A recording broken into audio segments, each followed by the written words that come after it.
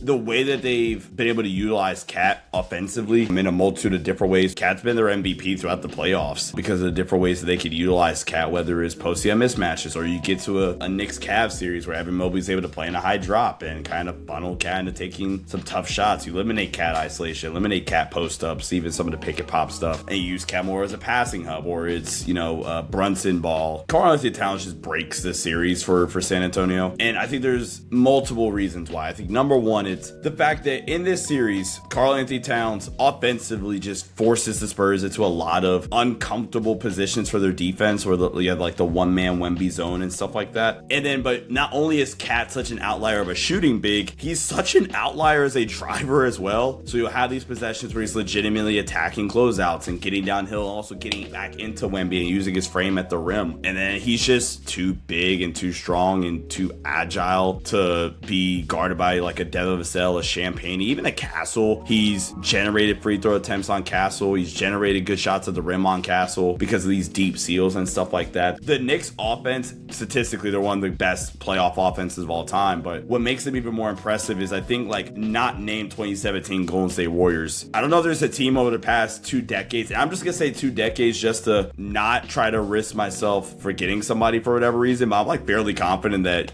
it's going to be of all time. The Knicks have the most answers to the test offensively out of any team we've arguably seen in a playoff setting that's had this long of a run. Yeah, I want to touch on the point that you brought up, saying the Knicks have the most answers to the test outside of the 2017 Warriors. The only other teams that come to mind over the last 2 decades is kind of the time frame you used. You do get most of the 7 seconds or less Suns era, which I would say is definitely in that discussion. You get the 2017 Cavs with Kyrie, LeBron, Kevin Love, and the 5-out spacing. I don't really know who else comes to mind outside of those teams. And I think the point there is that these are the types of teams that we're talking about when we talk about this Knicks squad. And it's just, you have something you can go to against any type of defense. Like you can go to these 5-out lineups where you go for Shamet over Josh Hart, and now all of a sudden your ball movement, your drive and kick game, you almost have this like 2024 Celtics type of offense with 40% three-point shooters who can all put the ball on the deck and attack closeouts and make decisions. You can go to Brunson spread floor isolations in a variety of ways, whether that means emptying a side of the court, going top of the key with the flat baseline. He's one of the better ISO creators on the planet. I actually sometimes scratch my head at what the Knicks are doing late game when it's like, for the last 6 minutes, Cat just does not touch the ball. And that goes back to like the other rounds too. Cat does not touch the ball at the end of games. But I do somewhat see the vision because it's the fact that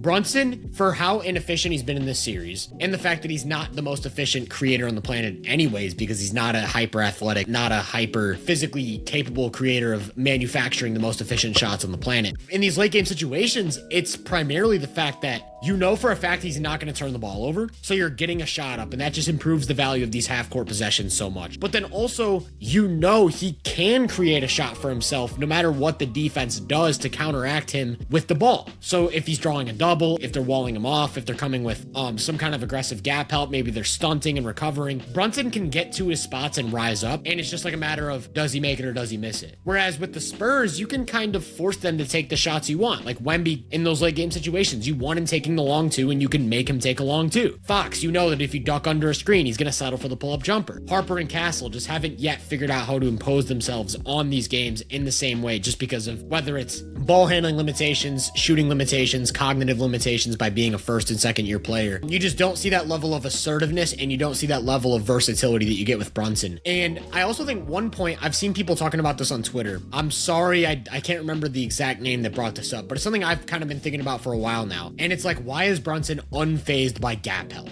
In a way that even we saw Shea kind of like when the Spurs started mixing in those stunt and recovers, Shea kind of picked up his dribble early a lot of times. And one thing about Brunson that is a legit superpower, and it especially stands out in these late game situations, is that his build, right? Being short and on the stockier side, like just very bulky, very strong, low center of gravity, is that when he gets around a defender, he takes the tightest driving angles possible. Like he doesn't need a lot of space to get around his man, because once he wins that very slight advantage, he'll just move you with his lower body and with his center of gravity and get into your hip, and he moves defenders off their own path. And what we've seen in this series is every time the Spurs try to sit in the gaps, Brunson takes such a narrow driving lane that the gap help doesn't actually affect him at all. So then you have to start committing to actual double teams, and that's when these guys like McHale and OG get these easier opportunities. And so he makes the defense picked their poison in a way that you don't really see with other creators by just nature of having this unique frame, where it's, I have this super tight handle, I'm going to take this super tight driving lane, and then if I get to my spot within 12 feet of the basket, I can make my shot 50% of the time. So in late game situations, the Knicks just trust that formula more than anything the Spurs are going to do. And I don't think that's a referendum on, like, I feel like a lot of people are going so extreme with this and saying, well, Wemby doesn't have a go-to move. He can't be the best player on the planet. And it's like, that's the only thing keeping Wemby from being the best player of all time, is will he develop that level as a self-creator to where the gap help stops affecting him. And I think this is the first time we've seen an actual matchup where Wemby has to be a creator, and he just cannot do that yet for the Spurs because of the way they've taken away his pick and roll game, taken away his post-ups, taken away everything clean at the rim, taken away the transition stuff. The Spurs need Wemby to be a creator because Fox, Castle, and Harper can't yet carry the load that they need to. And I think that's just where the Knicks have their biggest advantage, where it's in these late game situations, because it's been back-to-back games now where things had to be closed out in the clutch. And it's, we have so many reliable guys who can put the ball down, attack closeouts. We have one guy who we can always turn to guarantee us a decent shot. And the Spurs fall into these weird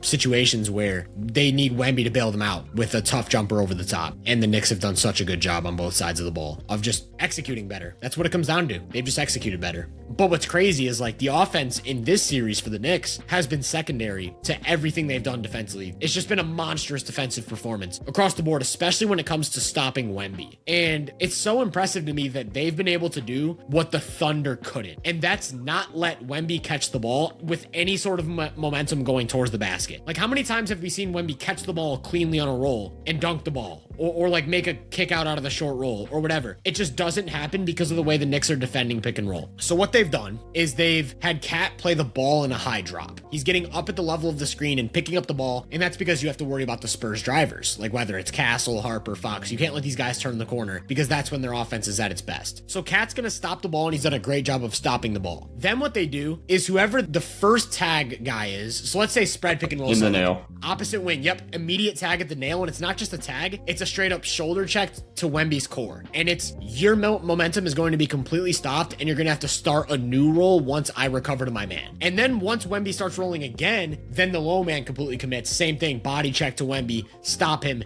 no lob, no short roll opportunity, no ability to catch the ball with downhill momentum. And that has just taken Wemby's pick and roll game out of the offense. You have to perfectly time up your skip pass to the weak side against the Knicks tag and recover. And the Knicks have just been so on point with those rotations. I think Deuce McBride has stood out the most in terms of playing the gaps aggressively, making those tags and then recovering. But it's been across the board. Jalen Brunson's been great on those tag and recovers, especially at the nail, body checking Wemby. Landry Shamet had some great rotations as the low man. OG and Mikhail, of course, are going to be on point. And they've just completely neutralized San Antonio's pick and roll, no matter how the Spurs try to set it up. And it's just been the execution on the pick and roll has been absolutely flawless. And then it's what else can the Spurs go to? Do you start running Wemby off of screens? Do you start using Wemby as the ball handler? Because the other thing we've seen is anytime Wemby has the ball in space, they're going to load up in the gaps and then stunt and recover. And it's because when you're 7'5", you don't have a tight handle. Wemby can't take that extra dribble through traffic. So by default, when he's playing the ball handler role and you stunt and recover, he's going to pick up his dribble early, and he's either going to kick it out to a shooter who's going to have to beat a closeout, or he's going to settle for that mid-range jumper. And that's what we've seen pretty consistently, down the stretch of game 2. I think he took 3 long twos in a row on their last 3 possessions. In game 1, just lots of long twos. He shot 2 for 9 from 3 and 1 for 7 from mid-range in game 1. That's 3 for 16 on shots outside of the rim. And it's just I almost want to call it the Wemby rules, kind of like what we talked about with other great players in the past. It's do not let this guy roll. Do not let this guy drive without seeing gaps. And it's just Wemby is not going to be able to access the paint. Who else is going to show up? And to me, for all of the team execution, for all of the stuff they've done to limit Wemby as a play finisher, the most impressive thing the Knicks have done in this series is contain drives. Because one of the Spurs superpowers, especially in that OKC series, was using Wemby as a decoy and then